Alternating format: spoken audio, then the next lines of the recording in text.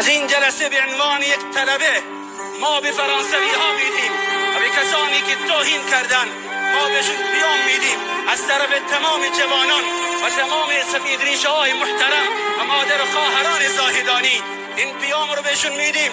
ما اول به الله میگیم، ما به ربمون چی میگیم در مورد شما فرانسوی ها؟ همان چیزی رو میگیم که پیامبر ما گفته. کسانی که بهش توهین کردن و کسانی که قطرات خونش رو سرازیر کردن، پیامبر ما برای اونها گفت اللهم اهد قومی فانهم لا یعلمون. ما هم به ربمون در تاریکی های شب قطرات عشق تقدیم میکنیم و از ربمون میخواهیم که نور هدایت را و نور محبت امام الانبیا را در سرزمین قلبتون جای بده. با این کاری که شما کردی ما از خواب غفلت بیدار کردی، هر شب منتظر موشک های نور دعای ما باشید.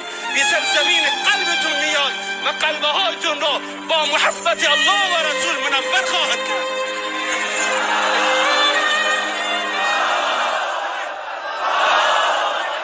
و ما به الله میگیم، ما به ربمون میگیم همان گونه که کسانی که پیامبر ما را مجروح کرده بودند، پیامبر ما به ما درس داد.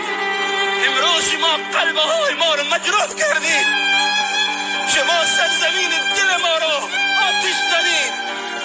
اما ما همون میگیم که پیامبرمون گفته اللهم انا نشکو الیک ضعف قوتنا و قلت حیلتنا و هوانا الى الناس یا رب المستضعفین الى من تکلنا الى عدو یتجهمنا ام الى بعید ملکته امرنا ان لم یکن بك علینا سقط فلا نبالی لك العتبى حتى ترضى.